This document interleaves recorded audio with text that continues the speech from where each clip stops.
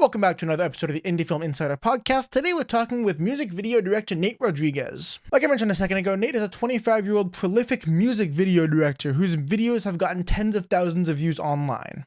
And as we talked about in the podcast, he also recently started dabbling in the narrative space, working with Jake and I first on a couple of projects, and now he's taken up writing and directing his own piece, which is going to start filming sometime within the next month or so. This is a great conversation. You don't want to miss it, especially if you're a music video director, and if you haven't done so, be sure to like and subscribe to the channel for more of these types of podcasts. Now, without further ado, into our conversation with Nate Rodriguez. Nate, welcome to the show. Thank you. It's a pleasure to meet you guys again. Yeah, likewise. No technical difficulties whatsoever. So. Oh, no. Let's just kind of roll into this, Nate. Can you give a little brief kind of who are you and kind of what you do within the film industry? Hi. So I'm a 20. I just turned 25, and I'm a music video director for about 4 years now professionally, and it's been a blast so far. And so, because we've worked with you on our short films a couple times, and I was wondering what got you into music videos specifically. I remember when I was getting into the videography of things when I first started out, and I was, I really love music. Like I really love music, and I swear I was like, if I add music and video together, like, what is that? I was like, oh, I can just, see if people want to, do videos for music locally. I didn't know anything about anyone locally just yet. It was just an idea. And funny or not, my first music video I shot never really released. It's still one of my favorite videos, actually, to this day. I lost the video, but I just wanted to try it out and see how it went, and it just came from there. Yeah. Do you make any music on your own? I do not. No. I've always wanted to try out like becoming a producer or something, or seeing how that is, because just maybe in the future, Yeah, might be something. I think I kind of assumed you did for some reason, just because a lot of people in video or in film, they kind of take their like something else that they do and then they try to turn that into like the video stuff. I guess that doesn't really apply to like me though, because I don't like stalk people, so maybe that's not the best way to measure that. Sure about that one. But getting to work on a music video with you was really interesting, because Owen and I have dabbled a little bit in music video creation. And it's a lot different than filmmaking, or at least narrative filmmaking. And I just remember being on your set. Like I couldn't really picture in my head how it would look, the video, because when I'm on a set, I like kind of think of it from like just a narrative filmmaking perspective. And so when it actually came out, I was like, whoa, this is like crazy. Like, how did you think to edit all these different things in there? And then I remember though, you said on one of our short films that just the amount of like stuff that we were dealing with, like the characters and all that, you're like, oh, I couldn't do that. Like that's too much to like keep track of. And then I'm on your set. I'm like, dude, how do you keep track of any of this? This is like so much, like just different scenes and stuff. So how do you actually assemble, like when you're starting a music video, how do you actually start from the pre-production to the production to the post-production? What does that process look like? Yeah. What's great is, making music videos is like, very complicated. It's like so free flowing, like nothing really goes the right way, as planned sometimes. How I usually, do my process of things is I actually have this really good trait of just imagining the set and the scene and everything in my head, like to a detail. And it's able for me to kind of create shots more easily and know whether like, this is not going to work out. This can possibly work out. Lighting wise, this could work out. And all that. Just, I have just, my strength is just, really having an imagination of the shot in my head already, and having that set for when I create the shot list. A lot, most of the time, like 95% of the time, it's kind of just imagining the shot. How frequently do you incorporate like storytelling elements into your videos? When I first started out, that was kind of my idea, was like, wanting to create a storyline. Because when I was first starting out, a lot of people didn't really want to shoot with me because it looked very too cinematic-y, or it was too kind Interesting. of boring because it was more story than it was, fast and moving. And you know, yeah, it's what was the question again? Sorry, I was kind of just Yeah, rambling. yeah, just like how often do you incorporate like storytelling elements? Storytelling, yeah. So, um, I kind of it really depends on the song. It really depends on the song. It's one of those things where, I have to decide when I listen to the song and be like, okay, this has a little bit of story I can put into it, or more of it, if it just more of, sometimes it can just be like flashy, cars, or you know uh kind of highlighting someone's the artist's traits and what they're trying to show in the lyrics. Every song is different, and I don't know if you've seen my videos. Every single video is so different from the other one, just because of how the song is. Yeah. Yeah. Yeah, and then like obviously you all kind of, I'm assuming the artist is kind of mostly communicating and like kind of hiring you to do their video. How often would you say that you have directorial control over the final product as opposed to the artist? Most of the time, I usually have control of the video, just because, you know, that's mostly how my process is, and just how, there's like this level of quality that I want, and it's like I have to kind of be really strict on that, and especially with location sets and everything like that. Like, I want it to look really nice, and lighting and everything needs to be nice, and but I'm also open to what they have in mind. Sometimes, usually, it's what I really focus on is like what their idea is for the video sometimes, and kind of just elevating that even more for what they do. Yeah. Yeah, and so that kind of leads me into this question because often, cause when I've dabbled in a couple of music videos here and there. Not my main thing, but I've done it. I've experimented with it. I've tried it out. Um, how hard is that idea to sell to a client? Because oftentimes, like there is this kind of like bell curve of like how much the client's paying you and how annoying they are to work with. Yeah, Like the people you're doing it for free, but the pro bono people, they're not really paying you, so they don't expect a lot. They're like, yeah, well, I'll do this and I'll use it for free. You can do whatever you want with it. I'm not paying you whatever. The people who are paying you like a smaller amount, they're like, okay, I'm paying you, so I know everything. I demand it to be exactly this, this, this, this. And then the people who are paying you a larger amount or no, they're like, okay, I trust you enough to know you're professional. How hard do you think it is to sell people on the idea of like, hey, this is your song, but I know my stuff in terms of video work, and I can make your video and kind of bring it to the next level with the knowledge that I have. yeah.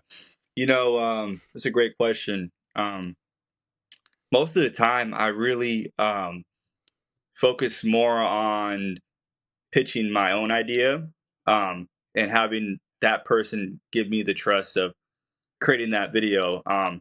Most of the time, people who I worked with, actually, it's more of, they get a good word of mouth of my experience with them, Mm. and they really just enjoy my work, and are trusting the fact that I'm mostly in control of the creative aspect and everything like that. Um, but Usually, the word of mouth is, honestly, I think, is the most important thing. I think collaboration is super important in music videos. I think that people tend to, you know, um, focus on their own ideas and everything like that, and people don't tend to like that. I think the artist usually wants to have their own input into the video, and it's by preference. Sometimes people like to work with people who have their own ideas and just let them do their own thing. And then sometimes they just be like, hey, like, I would like a little bit of creative input in that. And I think that's really important with the artist, because it's just two artists working with each other, at the end of the day. And I think that showcasing everyone's own ideas is really important. Yeah, And if you're able to do that, yeah. so yeah, I've watched a few of your music videos, and I think one thing that, having only worked with you on one of your videos, I was very shocked by how I guess just like this is not a diss or anything. Just how, I guess, No, no. unplanned. Because you would think from watching your videos that they're like everything's planned out, that you have like all these like permits to film everywhere, but like you kind of just are running and gunning. Like you show up, you film for a couple of hours, and then you leave, and then you go to the next location.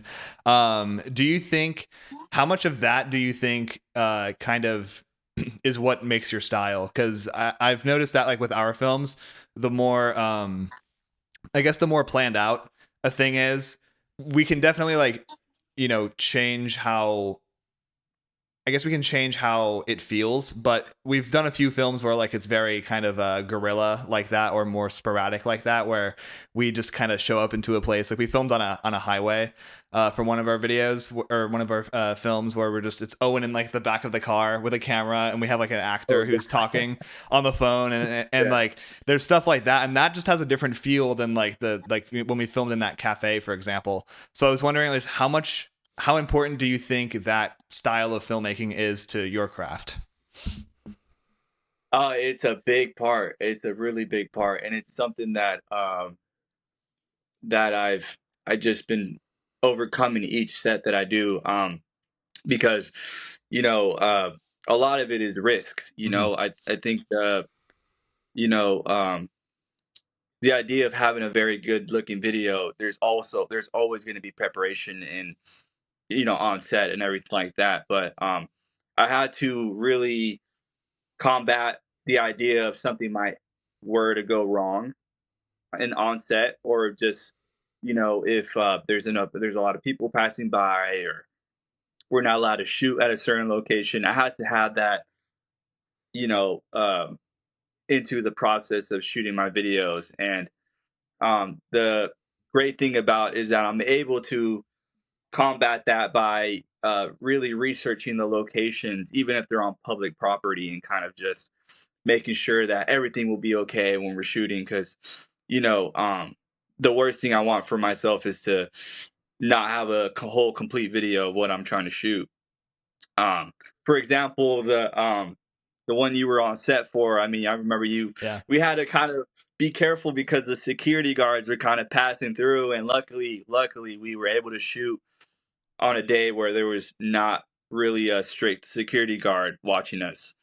Yep. But yeah, stuff like that is just high risk, and it's just part of the job of doing music videos, is that everything's so just sometimes out of your own control, and just kind of keep it together, and try to see what you can do. Yeah. I remember getting kicked out of the Crocker Art Museum Yeah. sidewalk. Yeah. Are you gonna do a an expose on them in your next Oh yeah, video? man. Absolutely. Absolutely. I kind of was mad for a while. Then I was thinking, okay, it's like, yeah, this does look like an actual, like, you know, set. Yeah. Um, so I took it as a compliment at the end of the day. But Yeah. yeah, it's like stuff like that where it's like I'm not really phased by it, because I'm like, okay, I'm more of I'm focused more on, like, okay, what's the next like plan? And usually I already have like a couple backup spots in mind. That's a really Yeah. big important one, is having backup spots, because like if one location were to go wrong, then I would just kind of bounce out to the other spot. But luckily that was part of the first encounter I've had, actually, for my music videos. Yeah. Yeah, that's another thing too with filmmaking, is like it is just preparation and solving problems, and you can't, I think, like, you can definitely be as controlled as possible, and obviously you can definitely control how many different variables there are. Like if you're inside, for example, you have much more control over the lighting and over just kind of everything that's going on. But if you're outside, it's kind of all bets are off. And there's plenty of times where Owen and I we'll be doing a film, and there's just a maybe when we we scouted a location. They had this like big painting somewhere or something. This is not a real example, but they had like a painting somewhere. Like, ooh, we'll get a shot of that. And then when we actually show up to film, it's like not there. Or they like Yeah. moved furniture around or something, and like we had to like kind of just Wow. go with the flow on that. So like there's all these different kinds of variables you had to look out for that are interesting, and I think that's what filmmaking really is at its core. It's like creative problem solving. It's pretty interesting. Yeah, that's a good insight. I didn't even think about that. I think, wow, like, would you say like you are? Because when I scout, my main focus is like background, lighting and everything. But hearing from what you're saying, interesting to see that you have to focus on little things in the background, right? That needs to be there for. Yeah, I mean, That's wow. Yeah, that's that's what you're thinking of, because I mean, I would imagine for a music video, like this stuff matters too, but you're also, when you're doing a film, you're imagining like where is the actor going to stand, and if the actor has to move through the scene, how are they going to do that? Because if there's like yeah, wow. Yeah, a bunch of tables there, they're going to have to walk around the tables, and if there's no tables there, then they can walk straight through. So there's a lot of stuff you are thinking about, and wow. that is different, obviously, because like a music video location scout, you're looking for like what you said, just like just making sure like the lighting and the just like you're making sure it looks cool. And the same thing with film, you Yeah, are at the end of the day making sure it like looks cool. But there's just these different things you fixate on. Like I might music video, you might be more fixated on like, oh, there's like this cool colorful graffiti, let's get a shot of that. For a film, you're like, okay, there's like trash cans here, and there's like all these different things, and we have to make sure that if the character is like on the run or something, he has to like run through the scene, is he gonna jump over that, is he gonna go around it, is he like gonna slide through the tunnel, like, or what is he gonna do? So wow. Yeah, it's just yeah. it really is interesting. And I do want to do more like music video stuff in the future. It's just that world to me seems so scary and daunting, because it's like there is just so much. I'm not like trained to do that. I haven't like been practicing that at all. Yeah, absolutely, man. I think what I've learned so far is that I've made so many mistakes, but the videos that I put out kind of just completely take over that, Mhm. kind of fills in whatever I failed. And I failed a lot of times and made many mistakes Yeah, for sure. And I learned a lot from that. And I think, yeah, it's definitely something you just got to go into and kind of just face head on, if you're willing to do it. But it's incredible, man. It's a lot to learn. You're able to learn, to do things off the bat, like kind of just instincts, of when something goes wrong. It's such a great way to kind of learn, to navigate through things when something goes wrong. So exactly. it's a really good teaching tool for sure. Yeah, I mean, Jake, if you really want to talk about a real situation where we had to change like everything, it was the last film, The Big Slick. The where we were planning on shooting, there was like literally a car where we wanted to be. Oh Oh God. yeah, Because we were shooting in like a mechanic shop, and so we had to just like take everything and basically go to the other side of the shop and kind of rethink my lighting setup, rethink the blocking, rethink the Wow. direction because of that. And Wow. then yeah, like you mentioned, filmmaking is basically kind of just all on the fly problem solving. Like obviously, as I forget the law, but like anything that can go wrong will go Murphy's wrong. law. Yeah, Murphy's Law. Like filmmaking is just a big test in how good you are at I don't know the terminology, countering Murphy's Law, working Overcoming. around Murphy's Law. Yeah, sure. Um yeah, it is just really interesting. Nate, I had a question for you real quick about for people who Yeah. wanted to start making music videos. Uh Absolutely. I guess where do you start? Like how if you think, okay, I like music videos, I like making them, I like music as a whole, whatever. What's your first step into actually going into the industry? I honestly think that I think the first thing would be like having your own perspective on music videos. I think that's super Mm, important. I think a lot of people tend to kind of, try to copy or at least try to be another person as far as art wise and everything like that in the music videos. And there's so much, similarity in videos nowadays, and it's really hard to tell apart from people. Um, I think the first thing is absolutely having your own creative perspective on that. And then, if someone wants to start out, I think just people you're close with, doing videos for them and kind of seeing how that takes you from there and kind of just go from there.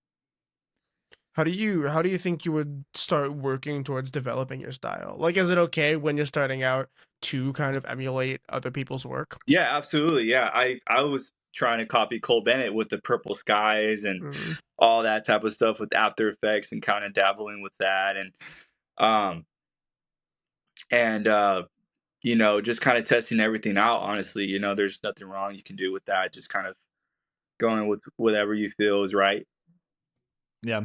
Yeah, because that is kind of interesting too. Because I've noticed a lot of, I guess, trends within music videos, where kind of they all. At least, I mean, I honestly don't know how true this is. To be fair, because it changes within industries, it changes within genres. But like how kind of one person tries to kind of pioneers a style or a trend or some graphic or whatever, and then all the other people within that genre kind of emulate that. And I'm trying to think of like music videos that I've seen that are kind of like timeless, for lack of a better word. And the one that I really remember is "Humble" by Kendrick. Yeah, I know Dave Myers is like the only music video, and Cole Bennett, I guess, but like Dave Myers is like the like music video director that I know the most, just because like his work is so prolific. Do you have anyone like that? Like, do you have like a favorite music video, favorite music video director? yeah, absolutely. I think I'm trying to say his name right. Valentin Petit. He's I think a French filmmaker, based in Paris, I believe. I get actually a lot of my filmmaking inspiration from Paris, Hmm. and yeah, he's one of my biggest inspirations for sure. I was gonna. What are some of like his? Oh, You're good. You're good. I was gonna say, what are some of like? Do you think you can try to pinpoint the exact like I things have that the you take away from exact his video work? of Oh, no, no, what. no, not the exact video, like the exact elements of his style.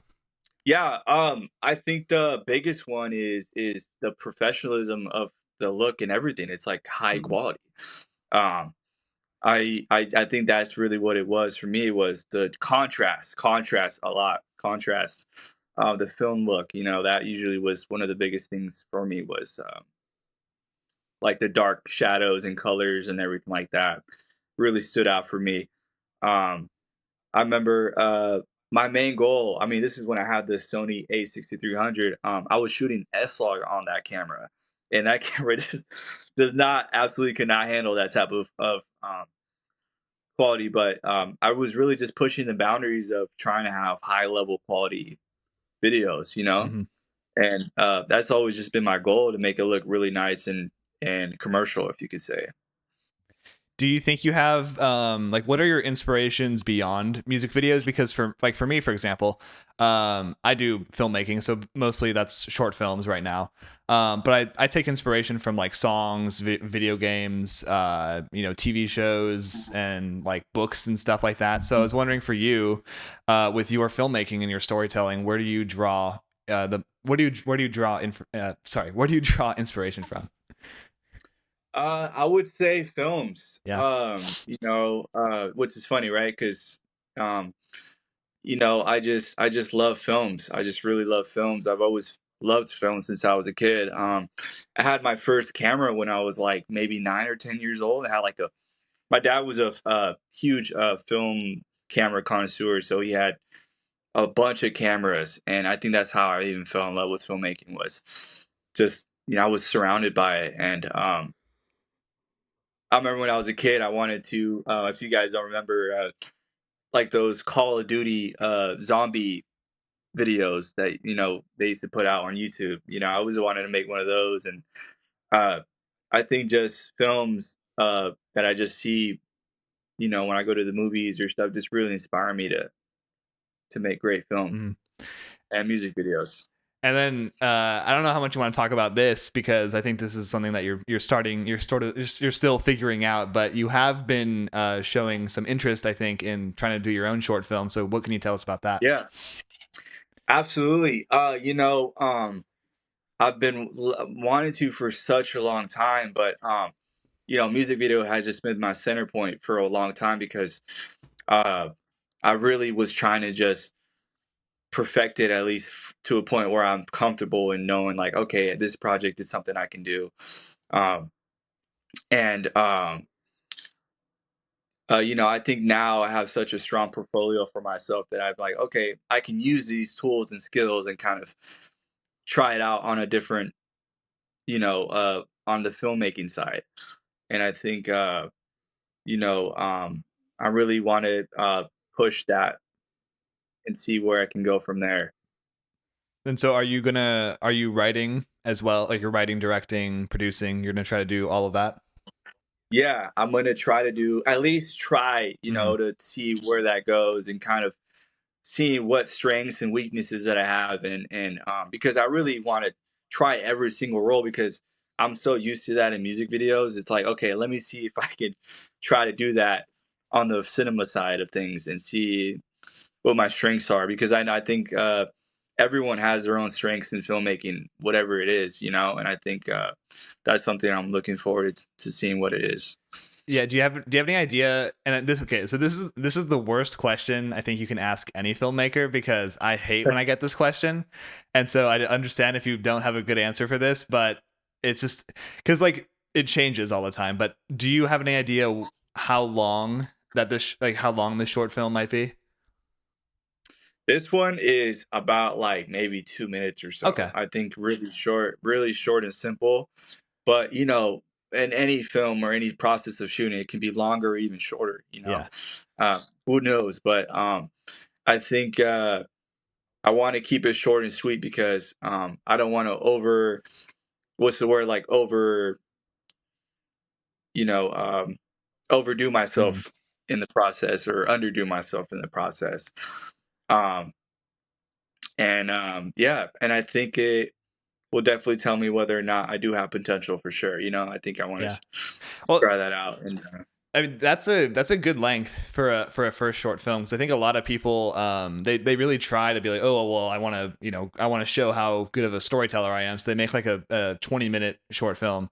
And what Owen and I have found is that what we kind of prefer to do more like films that are just around 7 minutes or so. That's probably like the sweet spot because you're not trying to, and that's a huge problem that we see, and we talk about this a lot on the podcast, but short films that try to be features, by like basically just being a mini feature. And you see that a lot because again, the people, I think they really, that's not a dig on them or anything, but I think they just really want to show as much as possible, like how many different uh, things they can achieve with their filmmaking skills. But at the end of the day, it's yeah, like if you're gonna do a film, like a 2 minute film, for example, if you're taking if you're putting so much effort into just 2 minutes, like you can make that thing like look really good. Like you can make that like look yeah, really high quality, have great lighting.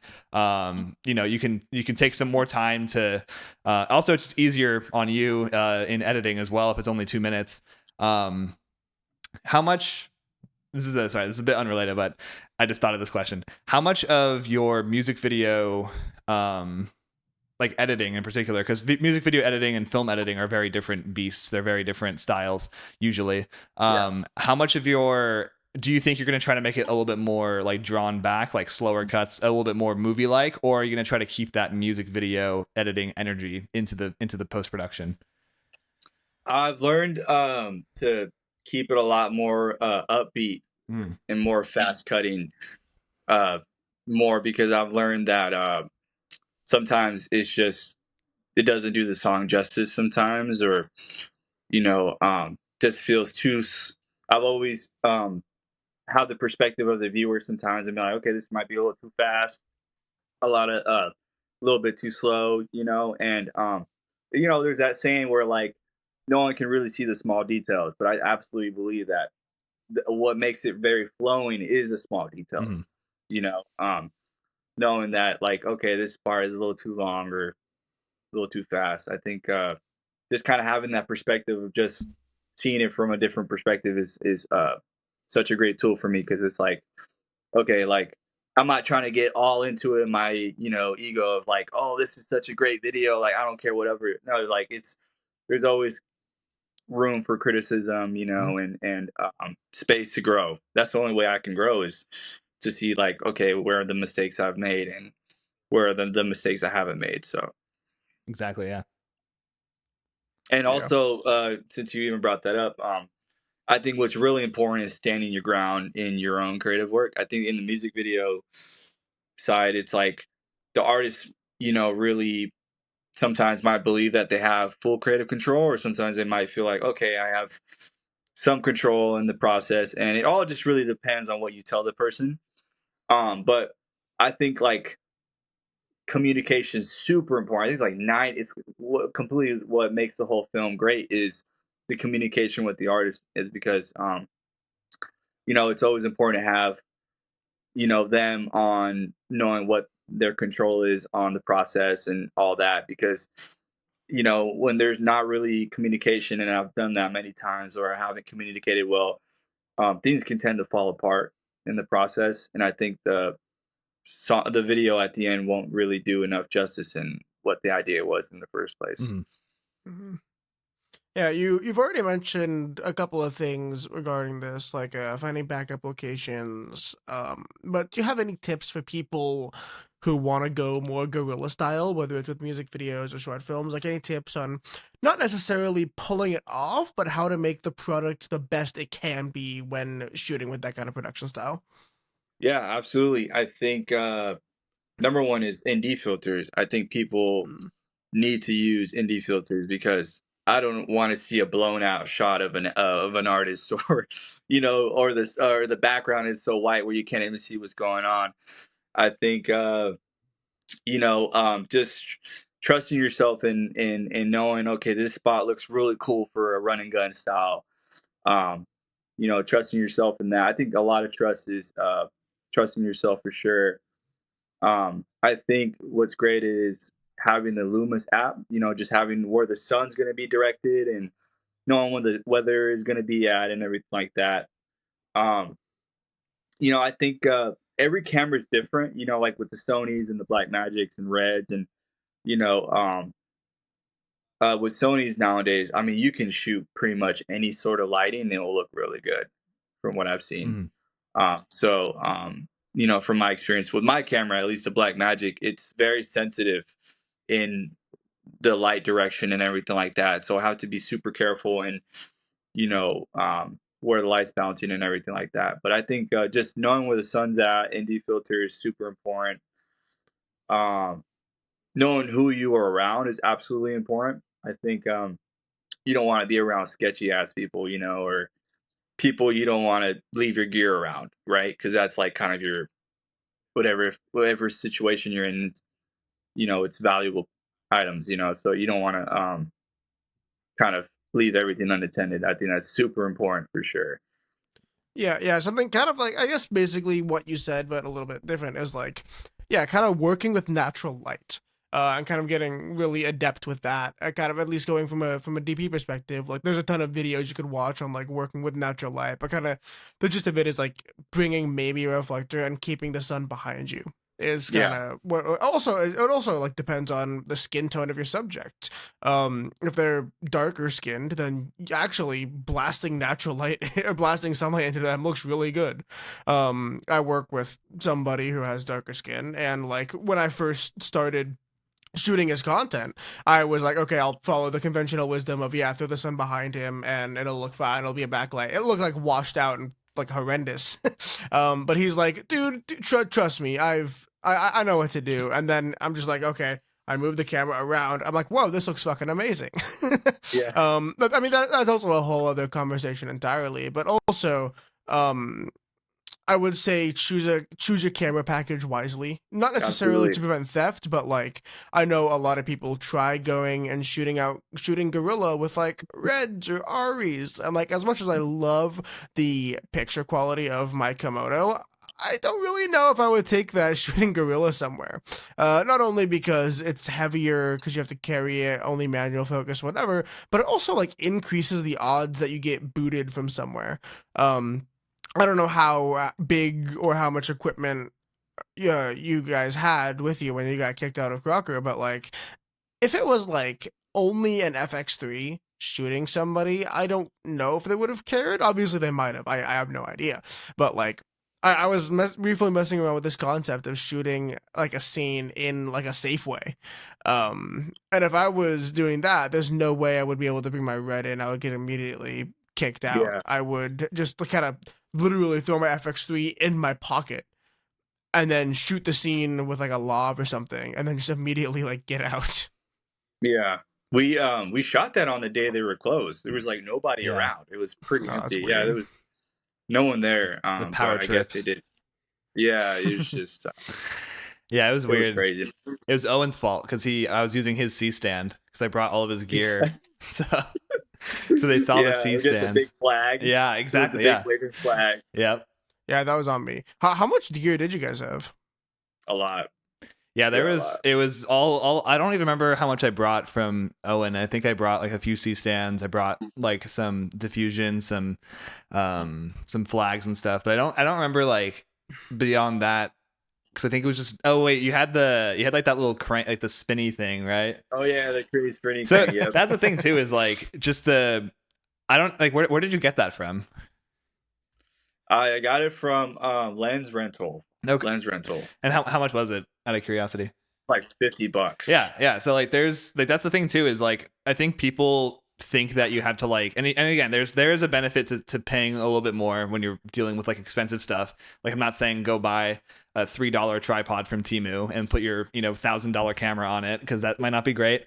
But like there stuff is you can definitely do stuff for cheap, and I think that when you do that, you might have to be a little bit more creative, and it'll be a little bit more selective in the way you like kind of do that, like where you cheap out on. But like I feel like a lot of the stuff in our films wouldn't be as good if we like went the like fully professional way with it, because we have to creatively think of like, okay, well we can't do that because we don't have like a crazy budget, so we have to like do this instead.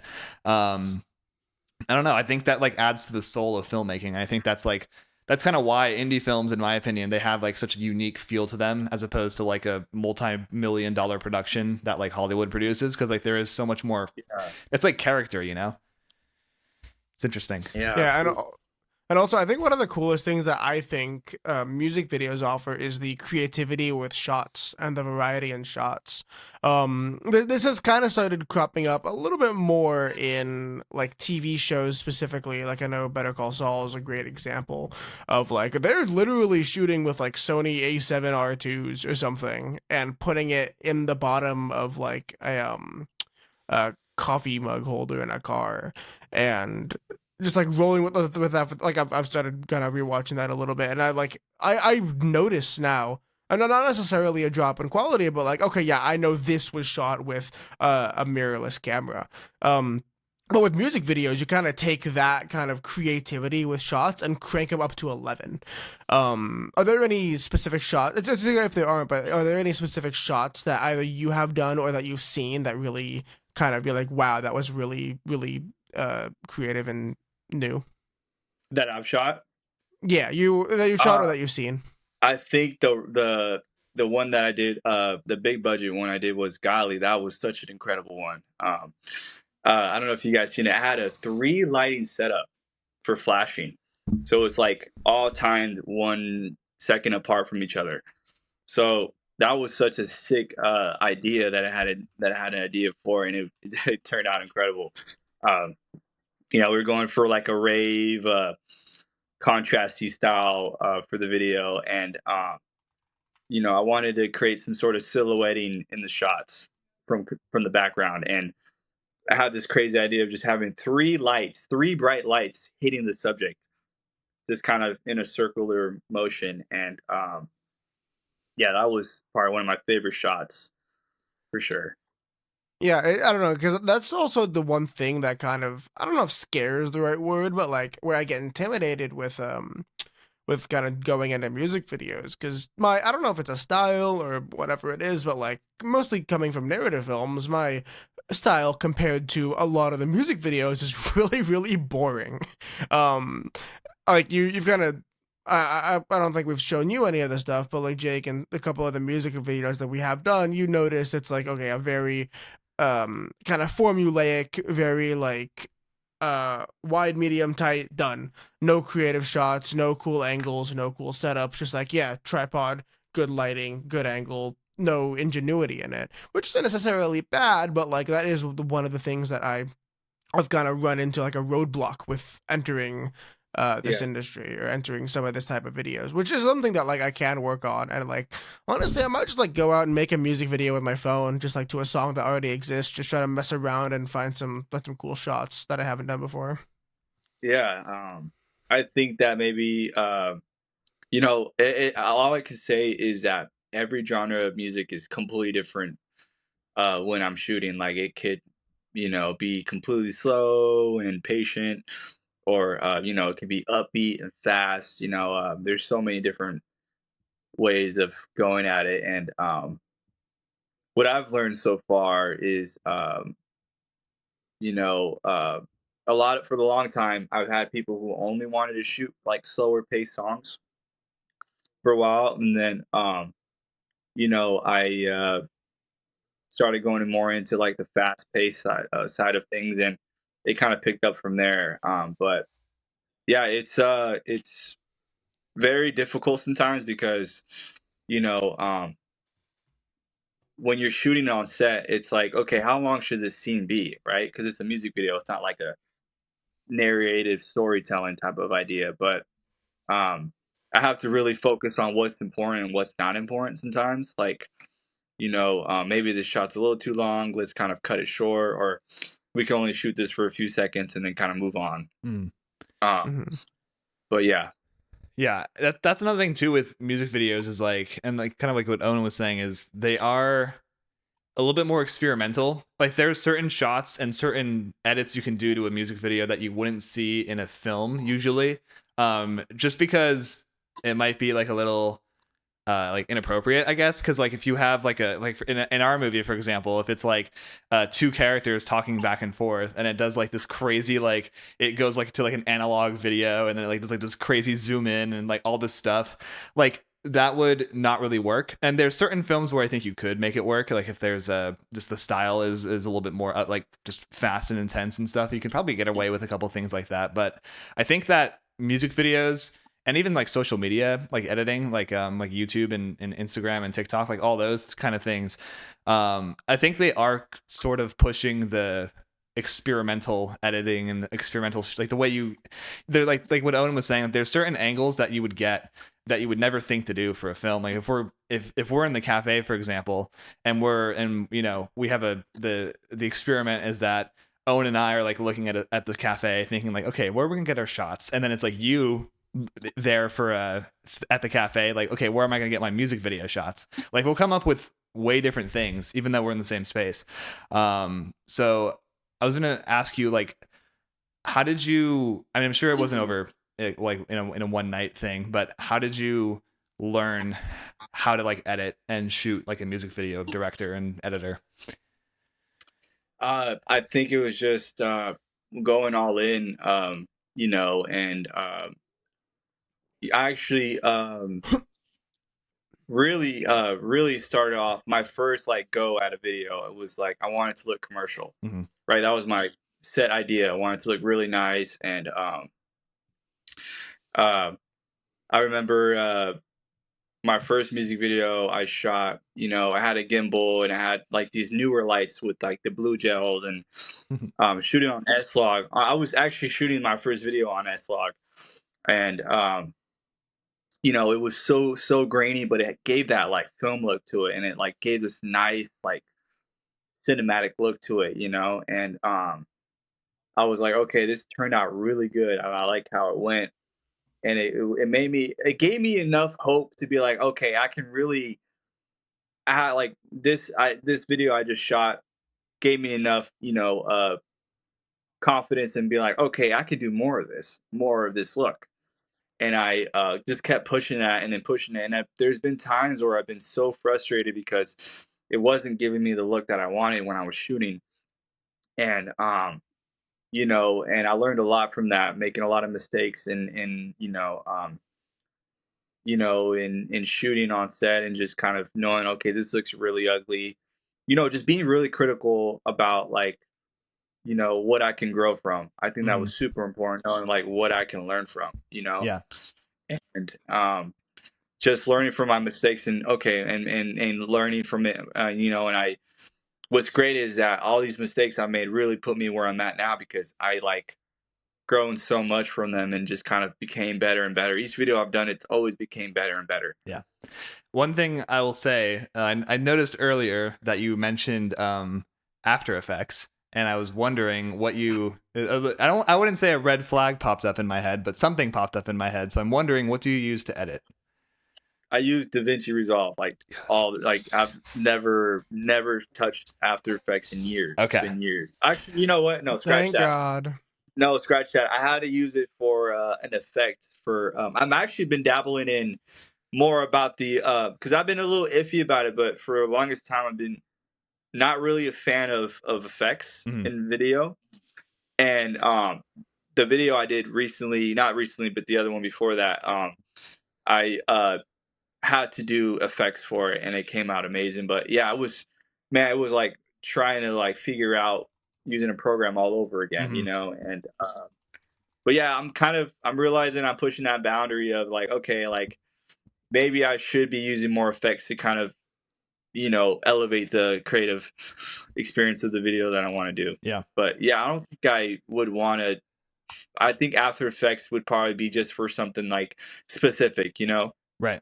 um, or honestly, just to a point where I'm okay, like I can just hire someone else to do certain things for me. You know, I think that's just the point that I'm trying to go for now. It's just the goal of, you know, because I've learned from music videos is like there's so much I can only focus on in growing, right? Mhm. Like lighting is such a big one, you know, like that in itself is this whole craft by itself that I learned. And oh man, just a lot of mistakes with lighting. I mean, it's just crazy to think that like lighting a subject can be so hard to make it look normal, you know, or to make it look nice. It's like it takes a lot of work.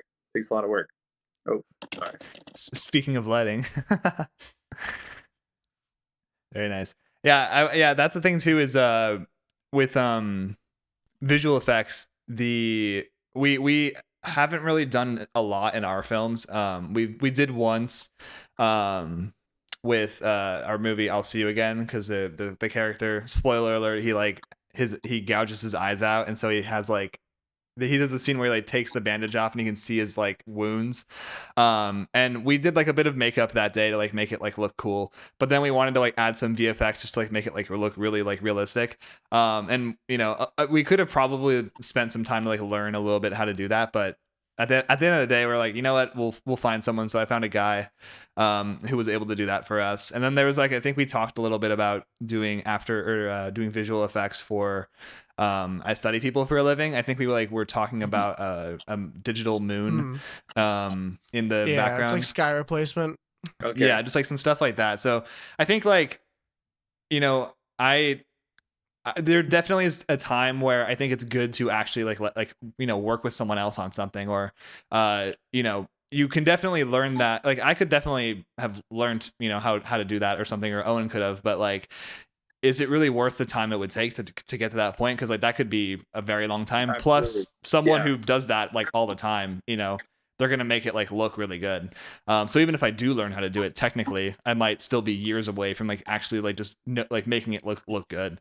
Yeah. So you know, I would suggest like, you know, feel free to like totally like, I mean, I know like these things aren't free usually, but you know, it is good. And I think what I've learned as a filmmaker, it is nice to like kind of let other people just you know, see what they can do with your work. And Absolutely. I just, that's the thing I've been wanting to improve the last little bit, is just like kind of letting more people come in and get like involved with the production and post production and all that stuff. Yeah. Yeah, yeah, VFX is really interesting because a lot of people hear VFX and they think, oh wow, explosions or dragons or whatever. But a lot of it is really just like removing this thing in the background or Mhm. doing a scale replacement or changing the lighting of the scene slightly. Like, it's not all like in your face fancy stuff. I think Hollywood has kind of conditioned people. I saw this like post on like somewhere recently where it was like, why does the first Jurassic Park looks so much better than the most recent Jurassic World? Like, why are the VFX so much better? I'm like, those weren't VFX. That was a puppet that they made for the movie. Like, that was literally in the shot with them.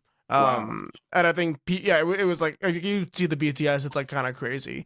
But I think people are so conditioned to like noticing VFX or CGI that they don't actually notice the real VFX that's being done, which is, like I said, smaller stuff like removing something from the background or adding something in the background, stuff like that.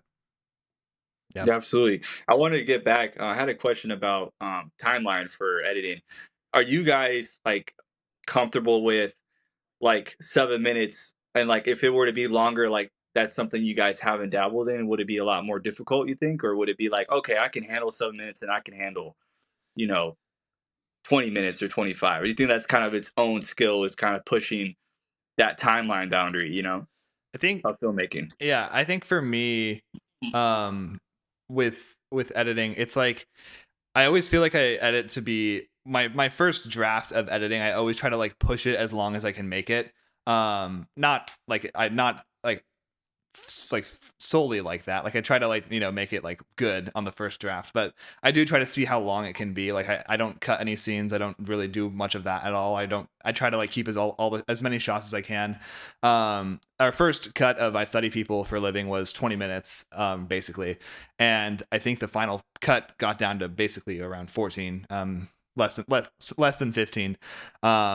And that's 5 minutes of a short film that's cut out, and 5 minutes of a short film is basically another short film in and of itself. So I Yeah. think for me, like, learning, and there's a George R. R. Martin, who wrote the Game of Thrones stories. He said that you should, if you're going to learn how to write a novel, you should first learn how to write short stories, because that will teach you how to write quick, and teach you how to like, wrap everything up really nice and neat. And I agree with that for almost everything. Like I think with film, if you want to get into film, start with short films, because that will teach you how to do just all the like basic stuff, and then you really just kind of scale it from there. So yeah, I would say for me, like, getting to edit shorter films and getting to edit like that 7, because I didn't find that out day one. We've done films that were longer than 7 minutes, and we figured that out the hard way, that like, hey, you know what, maybe if we dial things back a little bit and we spend more time on like a shorter film, we can make it like much more higher quality. So I don't know if that answers your question, but that's kind of Yeah. my Yeah, I like that when you said that even the cutout part could be its own film. I think for me with music videos is like, we have this first draft and it's like, it's a lot different than I planned out. But most of the time, maybe like 95% of the time, like the project comes out way more better than I hope, Mhm. than I planned for.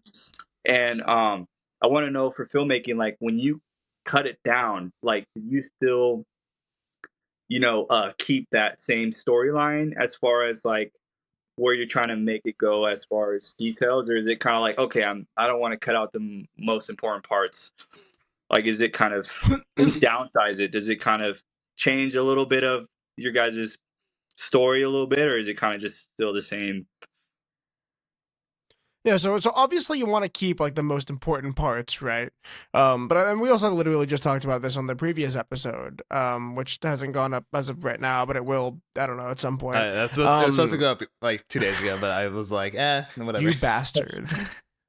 um, in I Study People for a Living, we kind of cut down the final scene by like 3 minutes. Wow, that's a lot. Yeah, so a lot of it was just because it was like boring going on for as long as it actually did, because we didn't really know how the extent that it would go on to when Jake wrote the script.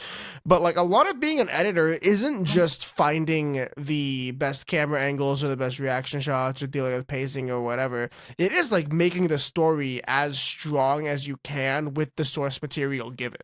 So there really is no shame in doing a bit of movie magic in terms of like cutting to a reaction shot that was recorded on a different line or something, or cutting a sentence out because it doesn't really like looking back on it, doesn't really make sense when, like, if you want to create a narrative that's different than what the actors actually performed, if that makes sense. So like a lot Yeah. of it is um kind of taking your like making your own spin on it in the editing studio, more so than just like cutting back and forth for attention spans or whatever. Yeah, Yeah. that's why I wanted to let you answer that, Owen, because like you did a lot of the like I think I did a lot of, I guess, like the, I don't know what you want to call that, like just the standard edits, like just kind of getting the story across.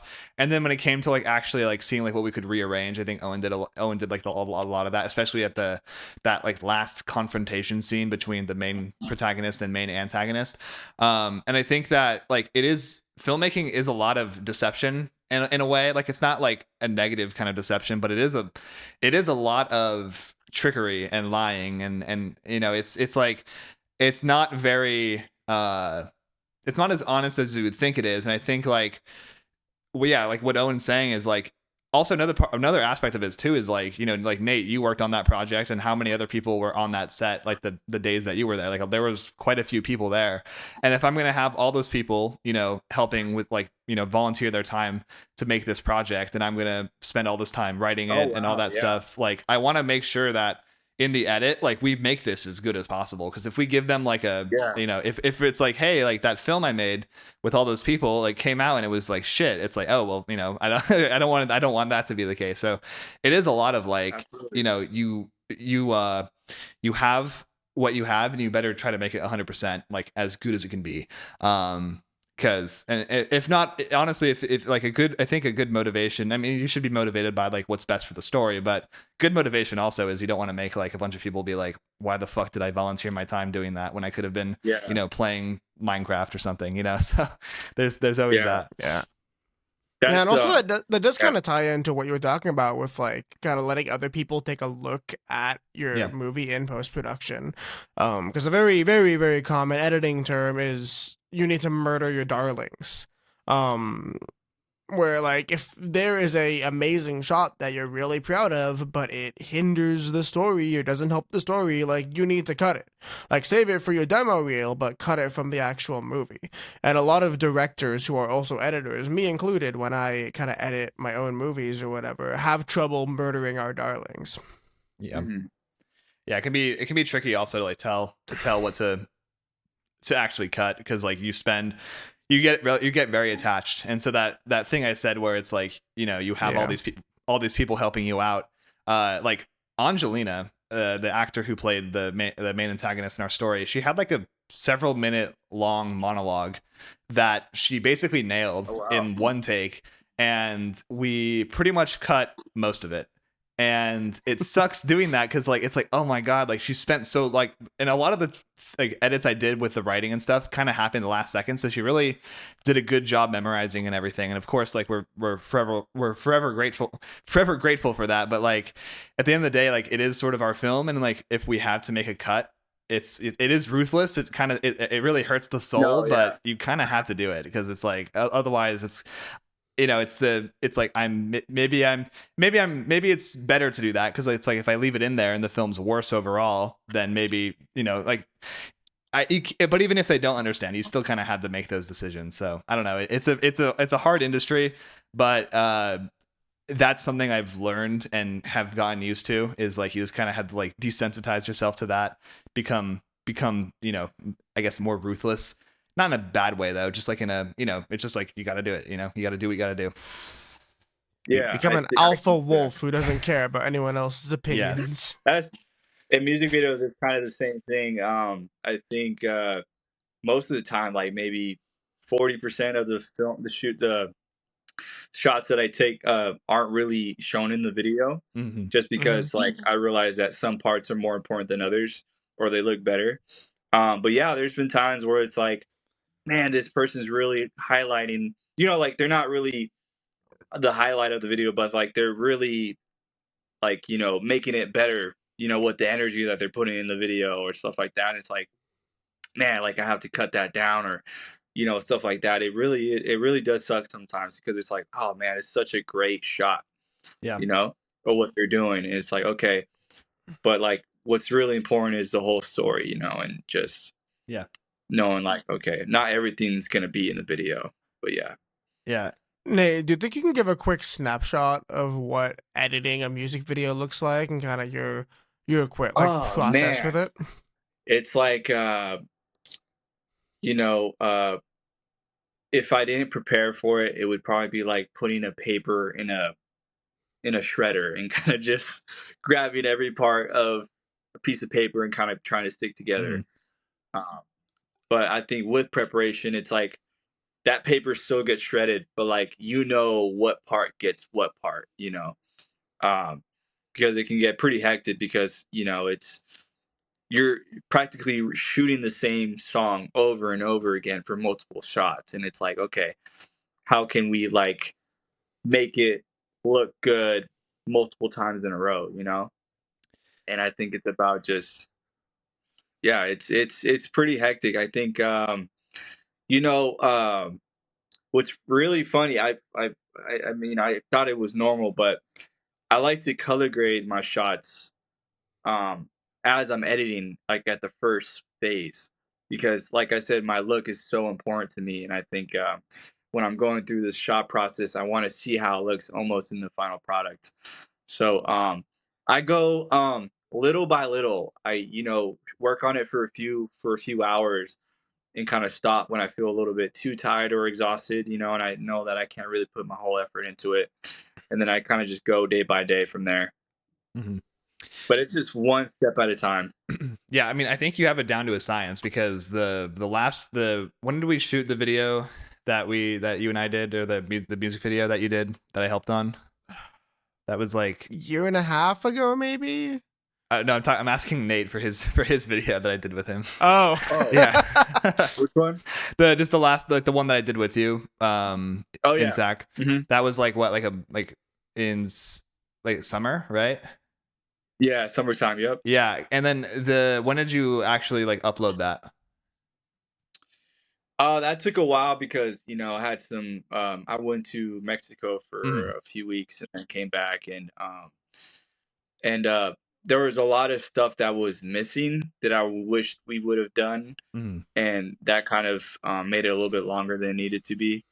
And you were there, right? Yeah. We didn't want to. I didn't want to put the crew in a position of doing something where I knew, okay, this is not going to go well. Like the shot's not going to look good, and I already had the idea and the everything in my mind of, okay, this is not going to work out. Yeah. I think that was important, and that was my first time. The other big budget shoot that I did, I had two other people on set with me, but this was like the first time where I had like a lot of people on set, and I realized, you know, um, that was my responsibility to make sure that everyone's as comfortable as they can on set in such a hectic, moving sort of way, because everything's just going so quick. But I think just having the organization and having a backup plan in set for everything that I do was really important on set. I think just having everything prepared was super important. Yeah, I was gonna say, I think that like to me, it didn't really take like it seemed like you got through that pretty quick, just because for me, like seeing the quality of the edit and all the shots that you got, that would have taken me so long to do, to like even try to like replicate that. So I think you have it down to a science with your Yeah, pipeline, or production each line. video each video I think takes me about 2 weeks. Yeah, Oh no, about 2 weeks to yeah. finish or so. Um, I used to do it overnight when I first started out, but yeah, quality has progressed throughout. But yeah, I mean, preparation really what it is. yeah. I mean, if I didn't wasn't prepared or organized, probably would have took longer than that for sure. How do you prepare for a music video? Is there a script? Is there a shot list? What does that look like? Yeah, so I do two treatments actually. Mhm. So the first treatment is a brief, concept for a part of the lyrics for each video, and I kind of just do an overview of that, and then from there, we kind of just get reference shots of different videos that I've seen and kind of get inspirational shots from that. And then the second treatment is the shot list and having specific shots for specific scenes, and it's all color coded and organized, and has the shot of if it's going to be a pan in or a pan out or moving, just like that. And when I'm working with the artists, they're not really used to that type of organization because it's a music video, right? There's most of the time it's just run and gun, like you said, run and gun. I'm kind of just going on the hopes of it's going to turn out well most of the time. And so it's why I work so great with artists is because they know for sure that they're going to have a great product because of the planned out and everything like that. And most of the time, most of the majority of the time, they always want to work. Every person I worked with always want to work again. And you can see that in my videos that a lot of them are consistent because of how well I work with them in the process and everything like that. Cool. Yeah, before we wrap this up, is there anything else that you want to add just in terms of like how you shoot music videos? Anything you have coming up that we would find interesting? I think not on top of my head right now, but I think if someone were to want to go into it, I think don't let the mistakes intimidate you. I think that's the biggest thing is learn from them and grow for them, for sure. Learn from them and grow for them. Yeah. Speaking of film mistakes, I believe Owen and I just did an episode of the IndieFilm Insider podcast where we talk about our top 5. What it was like 5 mistakes, 5 right? or so, yeah. 5 or so man. mistakes. So that everything comes back to the IndieFilm Insider podcast. As it should. Yeah, if you want to check out that episode, it's been on screen for the past couple seconds. Nate, if people want to find you, keep up with your work, where can they do that? It's Film by Nate on Instagram. I go by Nate Rodriguez, so you can find me on Film by Nate. Awesome. Yeah, and all those will be in the description as well. Like Jake said, if you want to watch our last episode, which was about the film mistakes that we made while shooting our last short film, that'll be on the screen right about now. And I'm at owencard.dp on Instagram. Jake, where are you?